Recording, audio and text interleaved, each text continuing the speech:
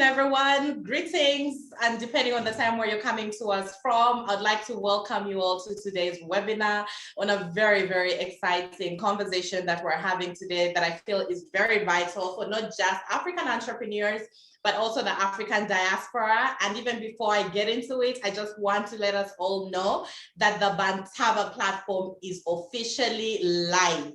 So for anyone who's interested, for all of you who are here for obviously the right reasons, feel free to go check out the Bantaba platform. It's live. You can access it at platform.ourbantaba.com. So the platform is live.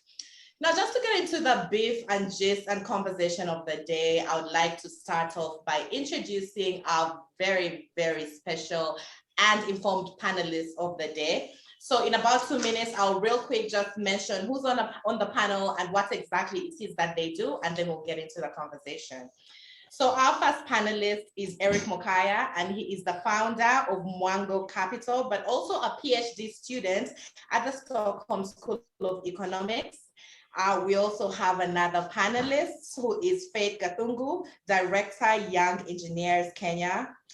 Entrepreneurs Kenya. We also have our third panelist, Issouf Ouattara, founder Fasodrone, and also a student in Finland. We have Ikechukwu Anoke, co-founder Zuri Health, and finally, but not in any way the least, Lamin, Darboe, the CEO of Bantaba. Now, for everyone who's joining us on this platform, today we're talking about Bantaba, a digital platform, which is really meant to, bridge the gap between support for African entrepreneurs and the African diaspora. Now, just to set the stage and maybe just lend a bit of credence to the conversation today, despite 22% of the working age population starting new businesses, Africa accounts for less than 1% of global venture capital funding, and 70% lack access to talent and capital to grow their businesses. Now, on the other hand, the African diaspora has an abundance of talent and capital that can be harnessed to support entrepreneurs by addressing the continent's challenges. And this is where Bantaba comes in. Now, Bantaba is providing the missing link by connecting African startups with not just talent, but as well as capital in the diaspora through a scalable digital platform. So basically, the reason we're here today is to come up with the connection between the African diaspora and African entrepreneurs by really talking about the existing challenges and how we can make this happen, as well as the solutions that are available and how Bantaba, the platform, is going to step in to address this. Now, to get into this, and I'd like to really start the conversation. Forgive me if you feel like I'm picking on you, but Erick, I would like to start this discussion off with you because, you're on the ground, you're in the diaspora, you're a business owner in Africa, so I feel like you're well placed to set us off. Now, even when we talk about the challenge, when we talk about the private sector or small businesses or entrepreneurs on the continent, it's a myriad of challenges. And this is not even select to just Kenya. It's everywhere on the continent. And yet, these are the same entrepreneurs that are really the engine of growth for several economies. But there's so much in terms of, getting the support they need. There's so much in terms of just linking them to the right platforms to get what they need. And that's why we're here today. That's what Bantaba is supposed to address. So, Erick, what I'm trying to understand is, as someone in the diaspora, as someone who has a startup on the continent, even as we talk about the magnitude of talent that's in the diaspora, what does that look like? Considering a lot of people on the continent don't even look a lot to the Africans in the diaspora because there's a big perception of a lot of people who go there, go to do odd jobs. So it's not really top of mind in terms of relief. So I'd like you to just help us understand what that looks like in terms of talent, in terms of like how multifaceted the diaspora is and the sort of value that they can actually bring on board. Thank you, Ingrid, for the invitation also. And it's really nice to be here to discuss remittances. It's something that I've been studying for the last year or so, just casually. Annually to Kenya alone, there is around 4 billion USD flowing in from remittances, and that's what's being tracked. And so what's not being tracked is way higher. So in terms of figures, remittances to Africa, I think the last study that kind of documented in 2019, it was around $50 billion US coming around the continent, and a lot of it flowing to sub-Saharan Africa. and a lot of it is flowing to the major economies like Nigeria, South Africa, Kenya, and all. So it's and then you have this huge population of people around 100. You have around 140 million actually Africans who are abroad. I was surprised by the statistic when I checked it out, but it's pretty impressive that you have this huge population of people. Most of them, I think, in North America, who are trying to make a living and make a life away from the continent. But I think one thing that you realize when you're abroad as an African, you still want the connection back home. You still want to find out, you want to read the local news, you want to be updated on what's happening. And I think following up on that, last week, I think in Kenya, there was a startup that was raising money, and it raised, I think, 1 million USD. It was a pre-seed at around a valuation of around 1 million Kenya shilling, which is very $1 million, which is very unheard of. I think the approach online was about like why is money flowing, say, to foreigners, and foreigners who are setting up businesses in this continent. So putting that together would tell you that. And then on the other hand, you have all these 50 billion that is flowing to the African continent that is not flowing to development projects. It's mostly flowing maybe to, I would say, like a major percentage of that is maybe to recurrent expenditure.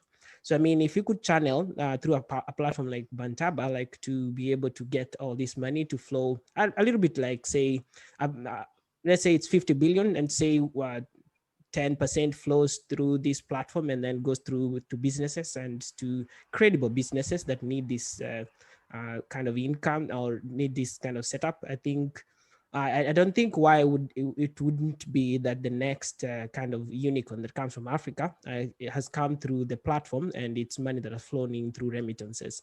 So it's really nice that we have this talent abroad that wants to channel its money, resources. I mean, when I talk to a lot of people, what you realize is that there is a real need. The common question I get, at least discussing with a lot of investors, is how can we get invested in the continent? And I think they're looking for credible startups and startups that are really solving a problem.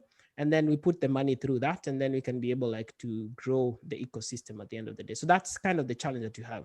So abroad, you find a lot of Africans. I've interacted with a lot of Kenyans, very knowledgeable people. They're working in jobs. Some may be doing, of course, odd jobs, but at the end of the day, they want to put food on the table, and they also want to channel a little bit of that money into savings, and those savings can be channeled towards a development project so that someday, if they decide to come back home, there's a home to come back to. So the challenge you have often is that when they send this money, it flows to recurrent expenditure, or it flows to some projects. When you come back home, I've had a lot of stories of people come back home and there's no home to come back to, yet you've been sending money for that development project to go on. So I think that's where I think you need a platform that allows these two people to meet at the end of the day. I hope I have built a nice picture for you. Oh, brilliant. I feel like you've done a brilliant job in like just helping us understand what goes on there, the information gap and everything. But at this point, Issouf, I'd like to rope you in because I also know you're in the diaspora and you also run a business on the continent. Would you share the same sentiments as, you know, what Erick has shared, or what would be your experience? I'd like to hear your voice on the same. Yeah, thank you, and for inviting me. Thank you, Lamin, and your team for this great initiative. And yes, I'm Issouf Ouattara. I am a founder of Fasodrone in Burkina Faso. So our startup is working on precision agriculture to provide data to farmers so that they can protect their crops and also reduce the expenses related to the inputs. I think I will first share my experience as a startup in Africa and the need for the experience of the diaspora. When you create a startup in Africa and you want to build some innovative product beyond what we used to see, you face two common challenges. The first challenge is, of course, a challenge related to investment. Okay. The second challenge is challenge related to talent. And the first challenge, how do you get the funding necessary to build your startup, to grow your team? This is a difficult question to answer because there is no platform for international investors to invest in our startup, because they need some kind of there need to be a platform which build the trust between us and those investors. If there is no such a platform, it becomes difficult, because they will not invest like with closed eyes to our startup. So there need to be such a platform, and I hope Bantaba can be that platform which builds this bridge between our startup and the investors outside.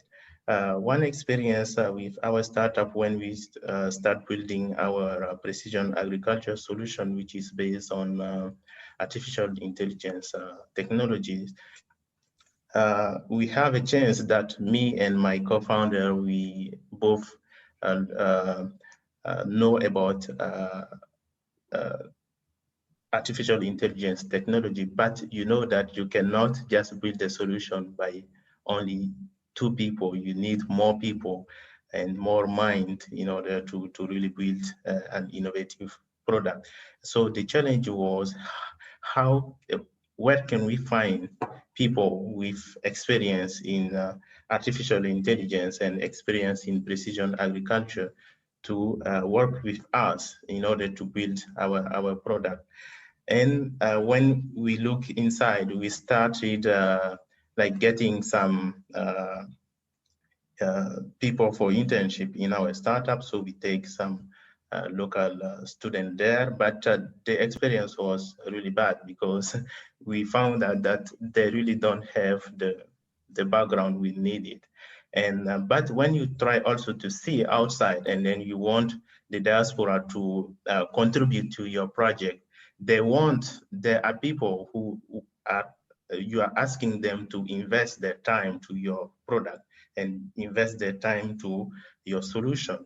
So there need to be some kind of return on investment on the time they are putting into the startup. So you need some kind of way to ensure them that there will be some return on investment on the time they are putting in your startup. But as a startup, you need some way to tell them that, and it becomes difficult to convince people. And I hope that Bantaba can also be that platform that can help the startup to explain and to the diaspora, or make build some kind of at least infrastructure, so that the diaspora know that the time they are investing, there will be some kind of return on investment on their time. As a diaspora also, I can share experience on as a diaspora, we also want to invest back home to startups, and but generally you don't know which startup is really trying building something that's worth putting your time in. So because there is so many initiatives now to, okay, we are building this and this and this, but you don't know which startup can you really trust to invest your time in, and then hope that there will be some return on investment. So I think Bantaba is really the platform, I hope, that can bridge this gap and then build this trust between the diaspora and then the startup back home, and also the investors outside who want to invest in startup in Africa. Now, great. Before I bring you in, as well as Ikechukwu, Lamin, I feel like from what Issouf and Erick have said, there's a unanimous agreement when it comes to, you know, the diaspora just tapping into, you know, entrepreneurs on the continent. There's a big problem with structure. There's a big information gap. People don't know, guys who are interested don't really know where to invest, how to invest. There's not really available data on, you know, what's happening. There's also a very, very big issue of trust. So as Bantaba, I would like to hear your thoughts on, first of all, what they've said, and how, as a platform, are you going to then step in to address these challenges? Because I feel like it's one of the important things and one of the challenges that a lot of entrepreneurs on the continent are facing. Yes, that's very true. I think both Erick and Issouf mentioned very important points here. I think for the diaspora, one of the main challenges is, like Issouf put it, like also having this visibility on the startups that are operating in the continent, right? And as a platform, this is the first problem we are trying to solve, right? So create visibility for startups in Africa to the diaspora community, right? But obviously, in order to engage with this startup, there has to be some level of trust between the stakeholders, right? We as a platform needs to reduce counterparty risk for stakeholders on the platform as much as possible, right? And this is where we are obviously engaging local partners, right? We think that partnership is very, very important for what we are doing. But also it's the surest way of moving very, very fast and having a scalable solutions that kind of address the challenges of the startups on the continent. So we are going to work with local incubators in Africa, and these are the people who are very close to the startup. They have a connection with the startup. They have the relationships. They have programs that these startups have been part of, right? They've seen the tractions that they have. And then through them, we would be able to validate these startups that are coming on the platform, mainly to raise capital, right? Then you have the skill and knowledge transfer component, which would generally be available to all startups, irrespective of whether they are part of our local incubator partners or not. Yeah. Thank you, Lamin. Now, Ikechukwu, I would like to then shift focus to you. We've heard from the diaspora, there's obviously goodwill in terms of remittances. The figures are up there for Kenya alone. Erick has just told us it was 4 billion. For the whole continent, it's 50 billion. So obviously the goodwill is there. But as a founder and an entrepreneur on the continent, what would you say is your experience like? Because that reality is on the continent, there's so much in terms of opportunities to start up businesses because there's just so many pain points. There's just so many gaps that need to be addressed. But in terms of the challenges, in terms of experience, when you're getting onto the journey of entrepreneurship, I'd like to hear what your experience was like and maybe how, as the platform Bantaba we're talking about today, this is good news for you as an entrepreneur and how is it going to solve some of the problems that you've been going through?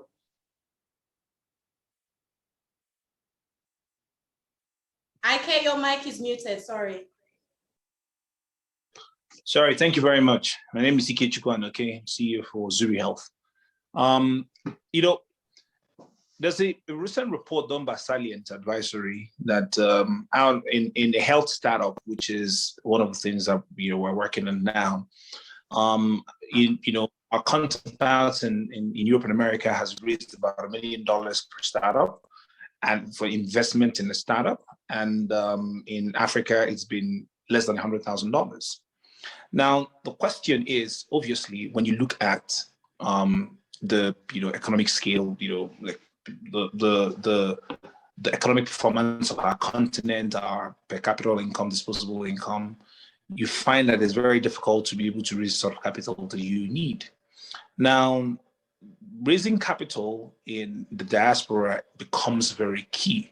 And I like the approach Bantaba is using because obviously we've complained, or entrepreneurs all over the continent have complained about the subtle sort of discrimination in terms of investment in Black-owned businesses. So African-owned businesses do not raise as much capital as businesses owned by Europeans, Americans. So the question is, how can we tap into an ecosystem that that is Africans in diaspora? And it was very good to look at what Erick said.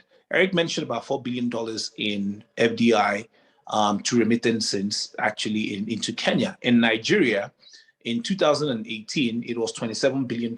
We got more money from remittances than oil. Now, what it tells you is the power of the diaspora. Now, if we can harness, be able to harness adequately the power of the diaspora, the sort of the challenges that African founders have in terms of funding will be plugged. Now, remember that the problems, and like Mr. Quarter from Burkina Faso rightfully said, it's not just funding, it's about human capital as well. So in some of our advancements and some of the products people are trying to build, some of the skill sets you might find might be very, difficult to find on the continent. However, you have Africans in diaspora who have the competence or the skill set that is needed for So things like intelligence, these over which you have a lot of Africans as part of the processes. Bringing that knowledge transfer back to the continent is very, very, very, very key. And while not a startup model, we need to also look at a country where this has worked perfectly, India. Now, when you look at knowledge transfer, remittances, and also most importantly, funding for Indian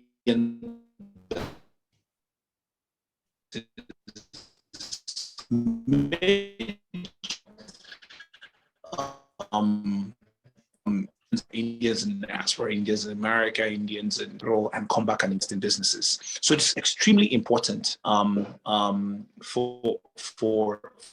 African for the diaspora community to begin to look at how to invest in businesses and startups on the continent.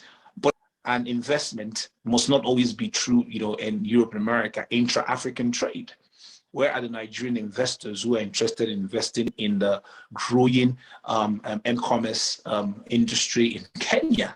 They need to come in and see how mobile money solutions in Kenya has helped to grow e-commerce and look at how they can invest in it. Who are those looking at investing in capital in Kenya, investing in a large market of over 200 million people and growing middle class market like Nigeria? So intra-African trade is also important. So the diaspora shouldn't be looked at as Europe and America. Diaspora should be looked at across Africa. How we able to harness talent, mobilize resources, and bring it together to be able to help grow African businesses. And my final point in this will be to say that the sort of capital we need to come into this place, we need to show faith in African businesses or African-owned businesses and African-led businesses. If we're able to invest in African-led businesses to give them the capacity to be able to grow, then the big venture funds in Europe and America, who are definitely interested in doing business in Africa, will begin to see, okay, perhaps I will need to invest in these African-led businesses. We just need to show faith. It's very, very important. We understand some of the challenges in the past with, which might not have been in terms of startup, it might just be in terms of capital flow. I'm sending money home for people to build a house for me. And, 10 years down the line, there's nothing to show for it. But as they say, you won't, because of fear of biting your tongue, refuse to eat. It's very, very critical as we're trying to, get a continent out of abject poverty and get the continent out of chronic unemployment, for people in diaspora to begin to see it as an important, extremely important thing to do, that we need to invest in African-led businesses, in African businesses, so that we can jumpstart, grow our economy, and create employment. Thank you so much, Ikechukwu. Now, just to remind us, the Bantaba platform is already live. And remember that intention is really that platform is targeting African startups, starting with Kenya. Against this, I would like to bring you in faith. Now, of course, we know the contribution of Kenya's private sector to the country. And every day we keep hearing of interventions to help small businesses, to help entrepreneurs. But from where you're standing as someone who's actively playing in this space, what would you say about what the playing field looks like in the country? And are we even focusing the conversation in the right direction in terms of, should entrepreneurship really be the gist of the conversation? And really, how is this then well placed to solve the problems that we're facing as a country and also as a continent? Thank you, Ingrid. Just to focus on just something you've just mentioned, Eric, thank you for mentioning about the $4 billion that have been put in Kenya. I'd want to have a taste of that money and invest it in my business as we speak. But I can assure you the access to it may take me a while longer to get there. And so I'm grateful for Bantaba to come on board and be able to assist the startups and to be able to focus on business people across Africa and what it is that they're able to do for us. Being on the ground in Kenya as a business and also startup and a woman in business for that matter, our challenges are just as you've mentioned, Ingrid. And one of them is capital. And as much as we get the money by investors coming in, I can assure you the majority of the population does not know where to start. So we do have a challenge. And one of the challenges is, of course, the lack of mentorship. We do not have a lot of exposure, and we're not coached as to where to find these opportunities, how to apply for the opportunities, and actually what kind of, let me say, training do we require in order to position our businesses so that the investors are willing to put their money in. And that's a big challenge for us, I'm sure, not just in Kenya, but I'm sure Nigeria and everywhere else across Africa for startups. Most startups, of course, even the age group, you can normally very young people. And so the exposure to industry is also quite a challenge. And so these are areas that as diaspora, you also need to focus on.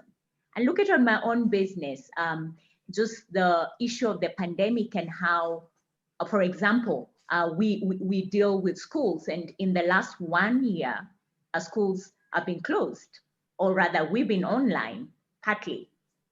And see, that's a big challenge for me.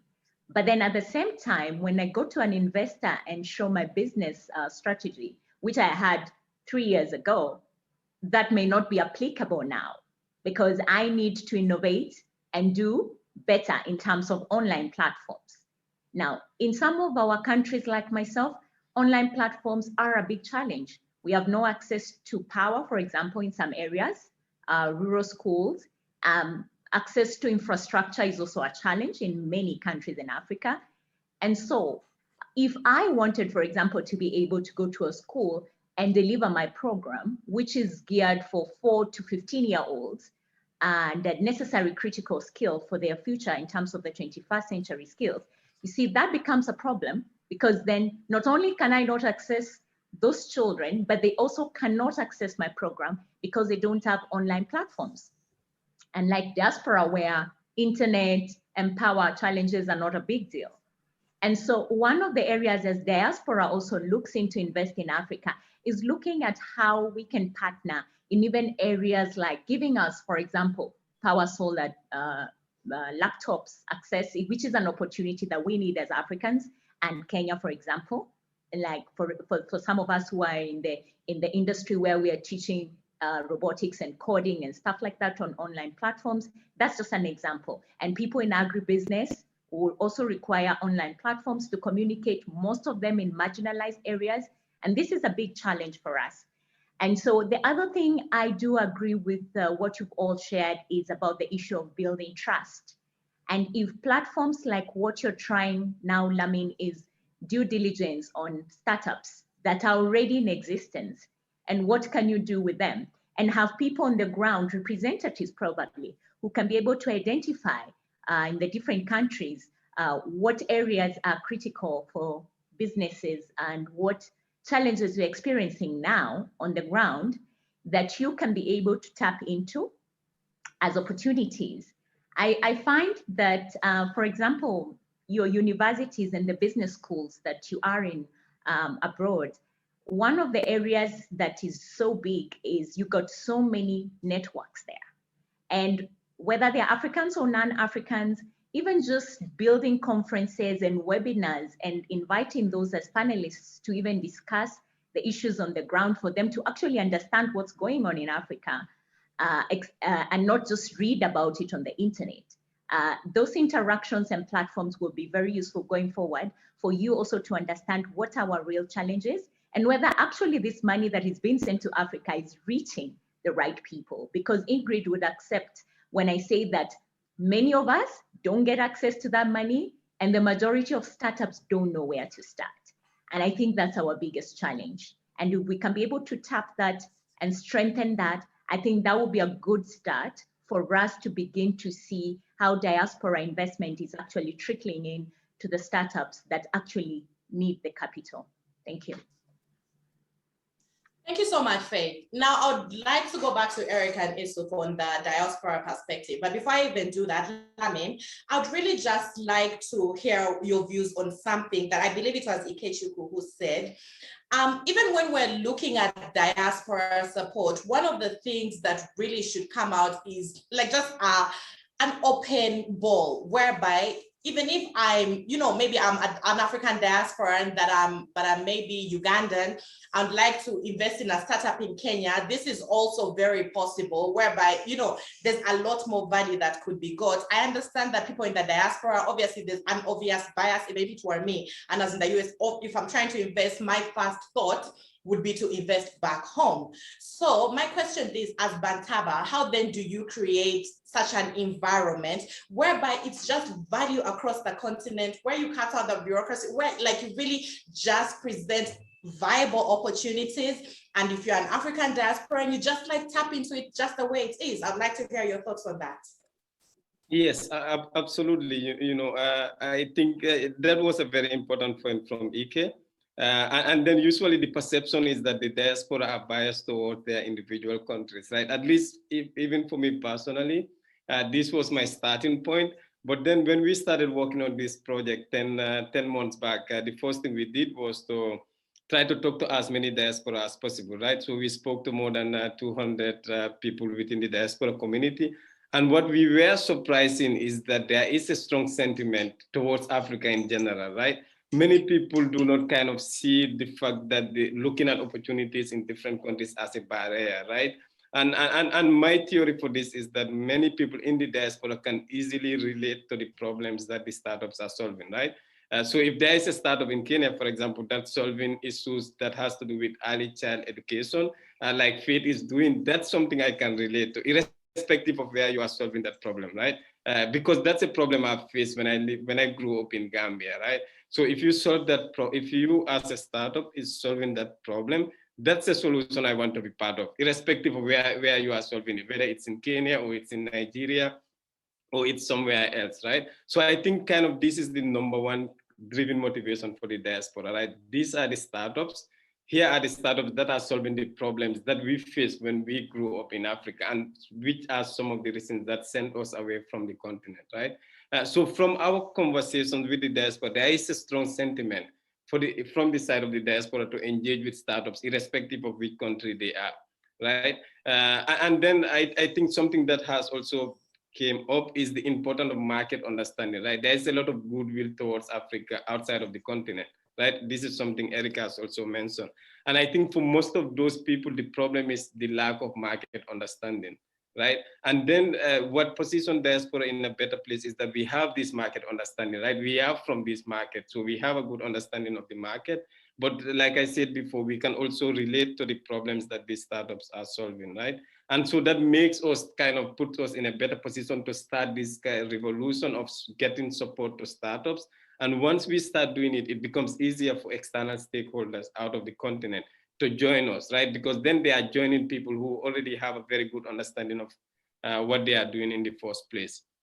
So I think that's quite important, right? I mean, if you looked at the statistics that most of them have raised here, for example, the low amount of funding that is going to Africa if you compare it to the overall level of VC funding globally, right? But even within Africa itself, a lot of funding is going to startups that are owned by people who are not from Africa, right? Last time I looked at this report that says, I think close to just 6% of VC funding in Kenya, for example, goes to local founders, right? And then you ask this question, why would this be the case? Why is it that even within the continent itself, local founders are finding it hard to get access to capital that's present within the continent, right? And like I always said, I think it's the problem of understanding the market. Most of the people who are doing these investments are either based in Europe or in the US, and they don't have a very, very good understanding of the market like the diaspora does. Yeah. Great. Now, Erick, I would like to take us a little back to, something that came up almost at the top of the conversation, and that's the fact that the diaspora has a multicultural identity that spans across, socioeconomic status, multi-generational demographics. So when it comes to all this multicultural identity, like just the diversity of the African diaspora. How can we tap into this to just use it as an asset to not just boost the continent and just like really promote development? How can we, you know,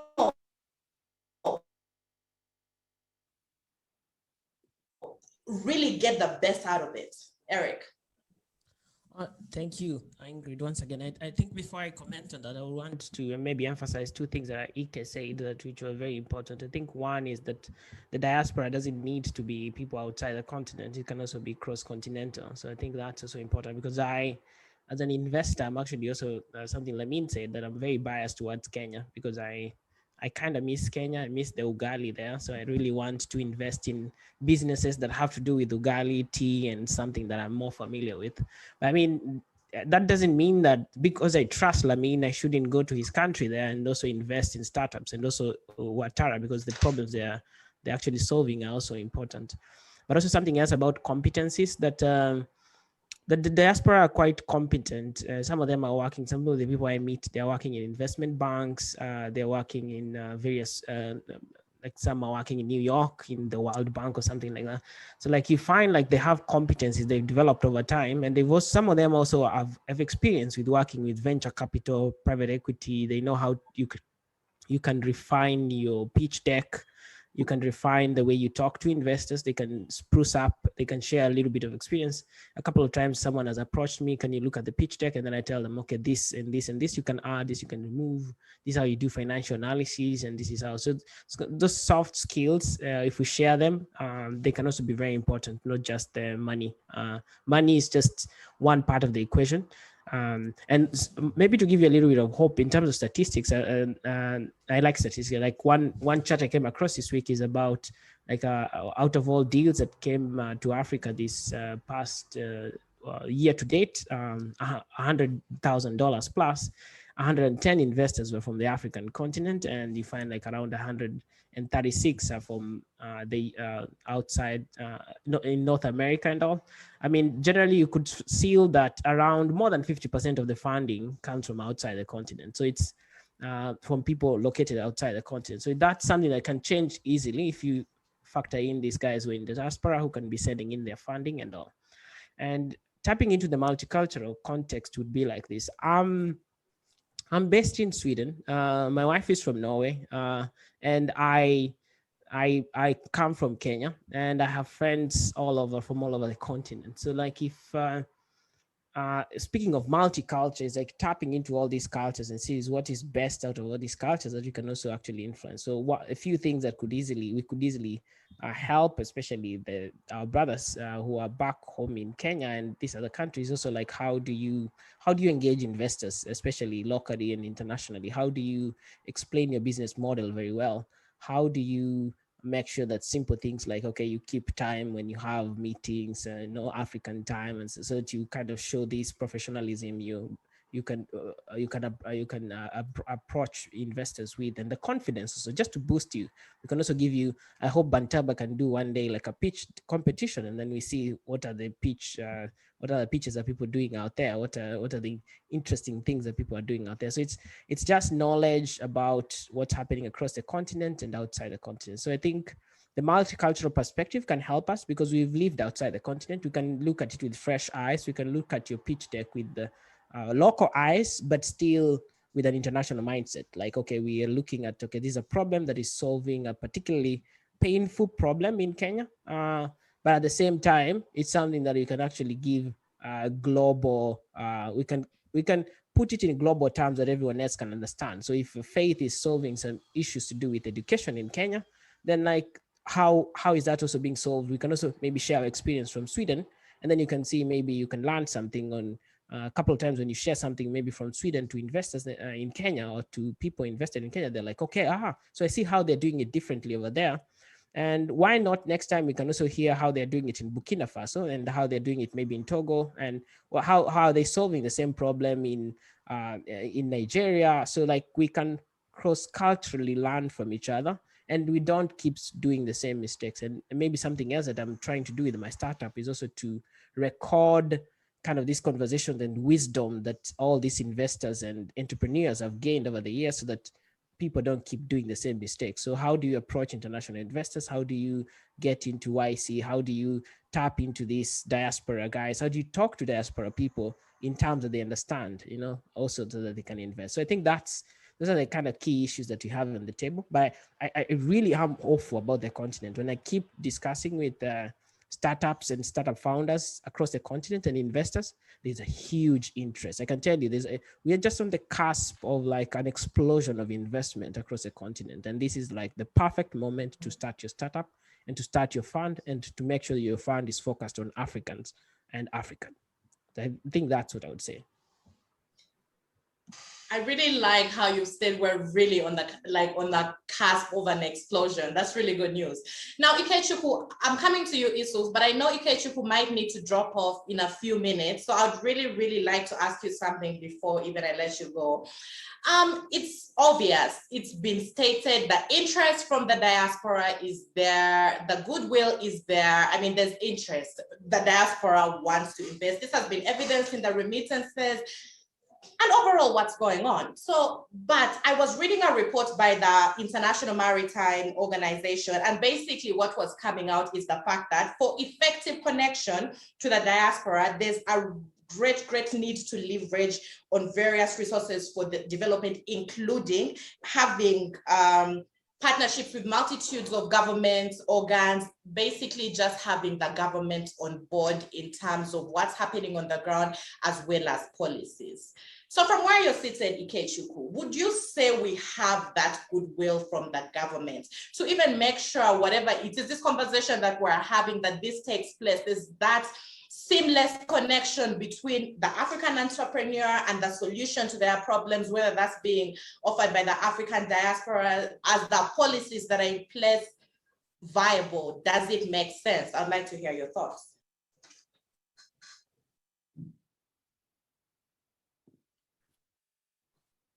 You're on mute, I think. Sorry, Ikechukwu, you're on mute.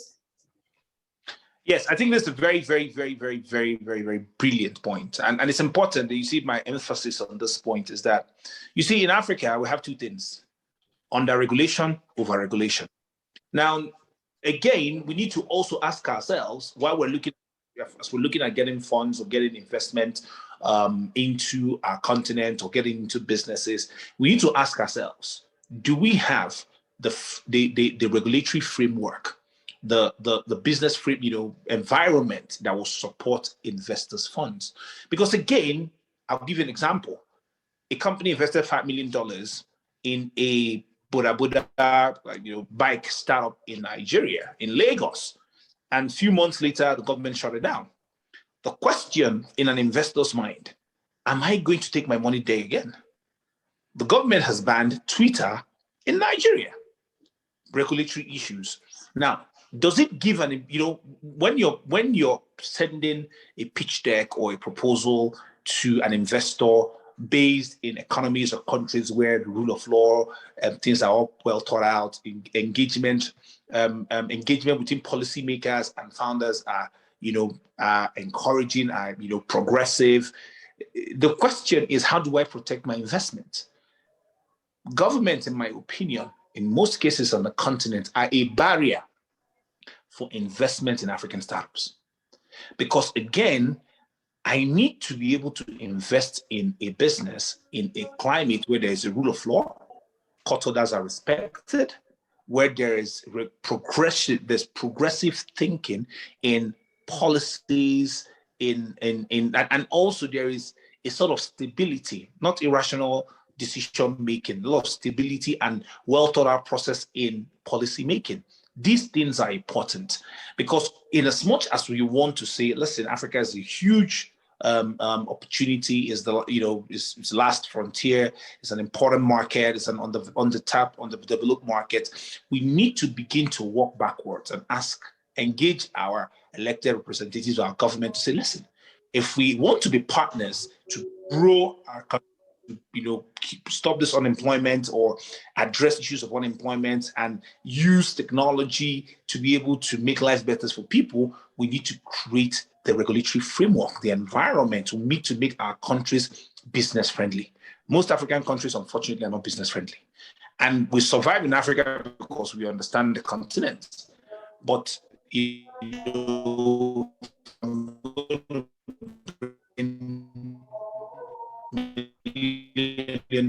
million into a government will not wake up one day and shut down my business just like that. It is important. So it's very key that as we are working towards this, that we're also in our ways as founders, in our ways as citizens, engaging and say, listen, we need to get this, our continent business friendly. We need to set up the proper regulatory frameworks. We need to understand that the rule of law is at the core of any strong investment that's going to come into this continent. Thank you. Thank you very much, Ikechukwu. Now, Issouf, I have to come to you right now. I mean, even as we're talking about the diaspora investing in African startups, how do we create a situation where it doesn't look like the continent is leaching? I mean, if we look at the figures that you've talked about, without looking like it's the diaspora that's doing all this and making sure, you know, even on our side, with all the challenges that we're facing, like Faith rightly mentioned, there's infrastructure problems. There's just so much in terms of frustrations for an African entrepreneur. For the person in the diaspora who's invested and they're like, we're going to do this, we're going to grow our continent, we're going to support small businesses. How do we create a situation where they feel like they're also getting value, where it's a win-win situation? And at the end of the day, there are no regrets, where you say, man, I invested, that didn't work out for me. Also considering the fact that Ikechukwu rightly mentioned, there's not too much in terms of like just government support. And he said, to quote, government is really the biggest barrier when it comes to like startups thriving. So I'd like to hear your thoughts on just creating a win-win situation for both parties. Yeah, for sure. This win-win situation is fundamental, and it is the one that will support this long-term collaboration with the diaspora. Regarding the government issues, I think we all agree that there are issues with the government and related to the ecosystem even of startup and building startup. But in individual level, it's difficult to change things. Even in platform level, it is difficult. I think that those questions, of course, as a community, as a diaspora, we can think on how we can work together in order to change those. But on the other side, I think this is why even Bantaba is even relevant.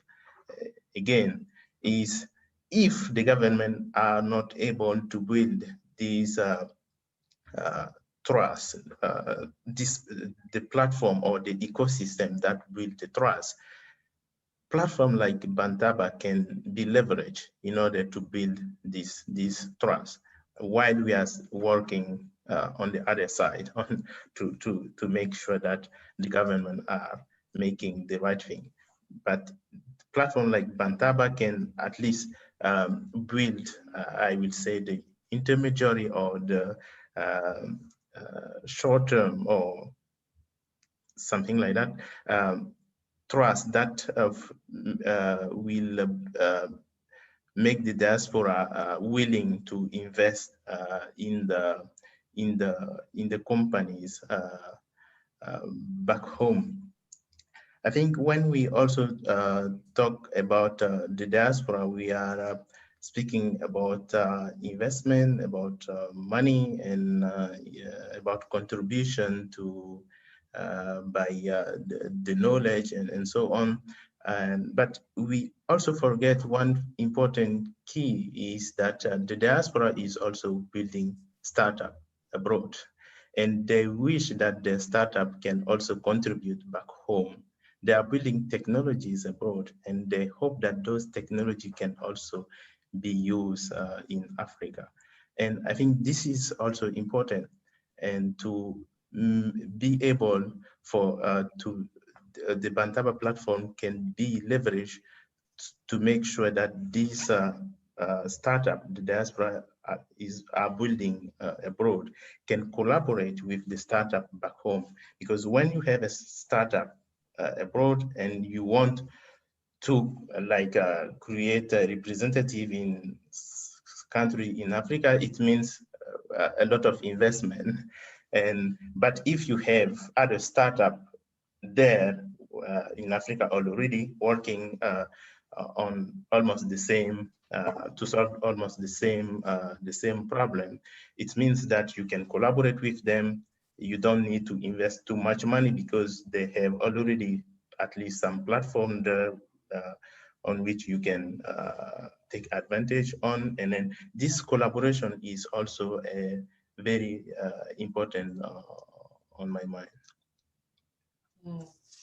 So I can see we have a bit of audience feedback, which I'm going to get to in just a split second. But before I even do that, Faith, I'd just like to link this to maybe experiences on the ground, particularly in Kenya. We see a situation where a lot of the businesses really operate in an informal way, right?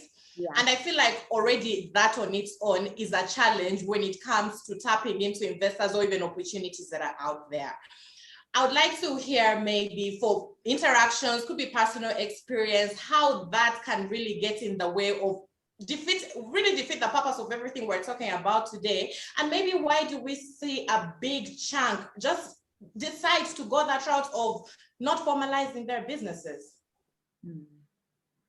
Thank you, Ingrid. So yes, we have a big informal sector, for example, in Kenya, and I believe in other African countries as well. And that obviously is a challenge because, like I say, there's a lot of mismatch, of course, of skills and industry. And even when the VCs and the angel investors are looking for businesses, obviously these are not even people they reach, yet they have great minds and great ideas. And so for me, the challenge maybe for Bantaba is to look into maybe partnering a lot more with professional groups. These professional groups may not necessarily be the ones reaching the informal sector, but they do have a sort of interaction with the informal sector. It depends on what area, because the sectors in the industry are diverse and vast. But I think there's a way that we can use professional groups that, whether it's in agribusiness, whether it's in education, that can be able to sort of trickle down to the informal sector, which is a big part of our contributors in terms of our economies in most countries, and starting with Kenya especially. It forms a big chunk of where our economies need to grow. And we have lots of skill there that can be trained and that can be harnessed. And if we can have partnerships like that, I believe we can get some headway. We still have a long way to go, but there's hope. And I also look at what the Africa Continental Free Trade Area is doing now, which is partnering with also informal sector. Because of all the government regulatory issues and all the industry challenges that we do have, at least there's hope, because the AfTA, which is the Africa Free Continental Trade Area, they have a lot of partnerships now that they're looking to regulate the issues that this common entrepreneur who is in the informal sector is facing, who is not even banked, can be able at least to get their products, get to be known, get to be seen abroad, or get to be seen in other African countries. And I think partnering with some of these organizations will be key in the future and expose even the informal sector in a big way. Because if we are buying Africa for Africa products, then we need the informal sector to be part of this conversation. And so it's important that we look into ways of partnering and tapping into that as well. Thank you. Thank you so much, Faith. Oh gosh, where did the time go, guys? Before we even, I really have to get into the audience feedback, so I'm going to read it out. Thanking you for this event. Greetings from Germany. My thoughts are that if, as the diaspora, we concentrate on our own countries and regions, as opposed to sectors, investor-friendly places in Africa, we'll continue to be marginalized by 55 borders. Platforms like Bantaba must look at Africa as a country, not a continent. Lamin, what do you feel about the sentiments of one of our Kumbirai? Kumbirai feels like the focus should be more on Africa as a country and not on the continent for the reasons it's listed there. And I'd like you to maybe react to that. Yeah, I mean, I agree with the sentiment here. I think like we should look at Africa as a continent because we need to kind of help all the countries to kind of make that journey, right? Make that transition from where they are now to where we want to see them, right?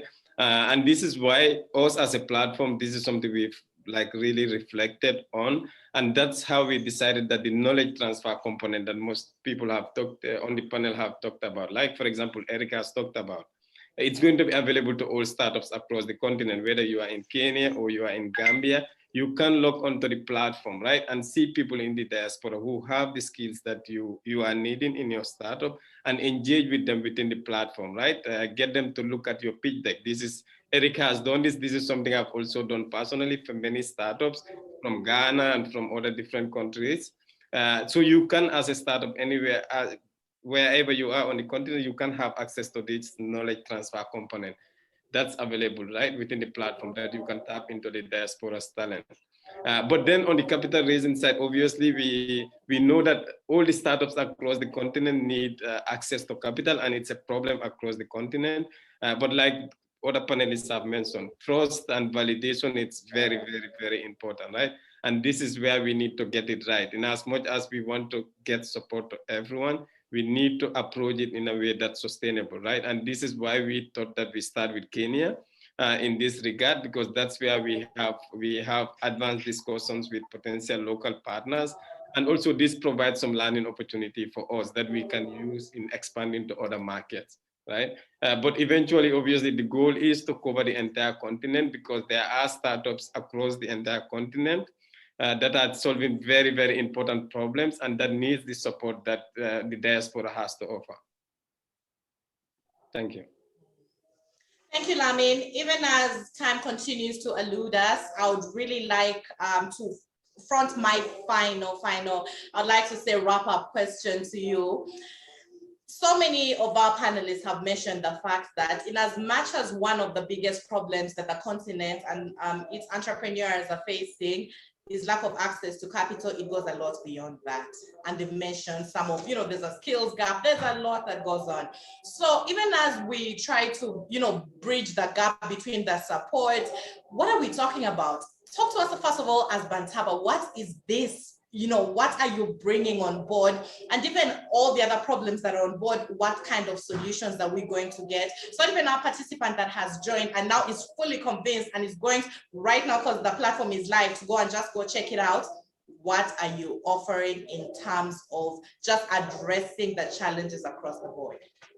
Yeah. So what Bantaba does is to help startups access this untapped pool of potential that's laying outside, right? Because we believe it's wrong that in a continent that 22% of working age population are starting new businesses, that 70% of these people lack access to mentors, access to advisors, but also access to capital, right? And this is the main thing we want to solve. We want to give them access to these untapped resources that we call the diaspora. That's on the other hand, it's also very willing to engage with startups, right? And it's quite simple, and we do it in a very scalable fashion, right? You just need to create a startup page on the platform and tell us what you need, for example, from the talent perspective, right? And once you tell us that, we would automatically match you with people in the diaspora that have these talents that you are looking for. But even more importantly, who has already told us that they are willing and interested to support startups, right? And this is what we have to offer for these startups in Africa. And there you have it. It was such an amazing conversation. I bet we'll all agree. Who agrees it was brilliant? I do.